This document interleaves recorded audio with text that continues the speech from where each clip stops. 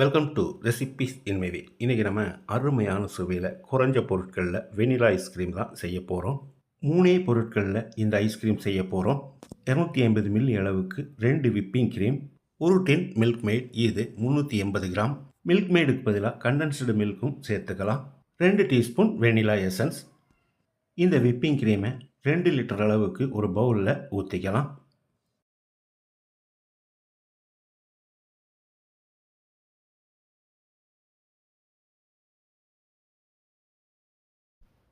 இப்போ இந்த விப்பிங் கிரீமை இந்த மாதிரி ஒரு எலக்ட்ரிக் பிளெண்டரில் பீட் பண்ணிக்கலாம். இது ஒரு 7-8 நிமிஷம் பீட் பண்ணணும். அப்போ தான் இது பஞ்சு மாதிரி மிருதுவாக வரும்.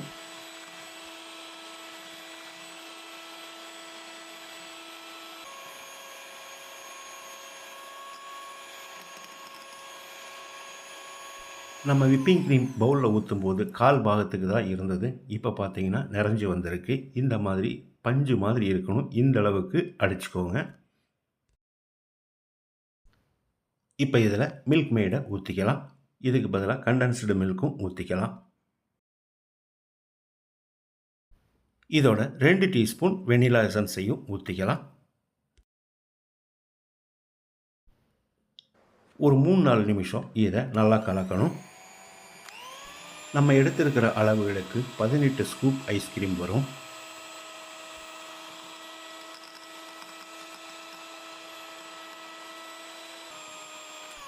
இந்த மாதிரி நல்லா கலந்த பிறகு பார்த்தா 2 லிட்டர் பவுலே நிறைஞ்சிருச்சு. இப்போ இதை ஒரு கண்டெய்னரில் ஊற்றிக்கலாம்.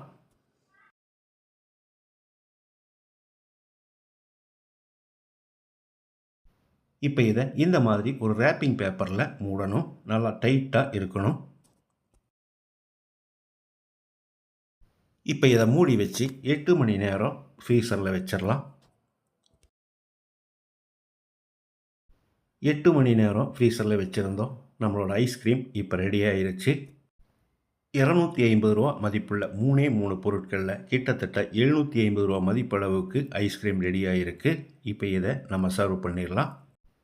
அருமையான சுவையில் நான் செஞ்சுருக்கிற இந்த வெண்ணிலா ஐஸ்கிரீமை இதே மாதிரி இதே அளவுகளோடு நீங்கள் செய்து பாருங்கள். இந்த வீடியோ பிடிச்சிருந்தா லைக் பண்ணுங்கள், கமெண்ட் பண்ணுங்கள், ஷேர் பண்ணுங்கள். சப்ஸ்கிரைப் பண்ணாதவங்க சப்ஸ்கிரைப் பண்ணுங்கள். மறக்காமல் பெல் பட்டனை கிளிக் பண்ணுங்கள்.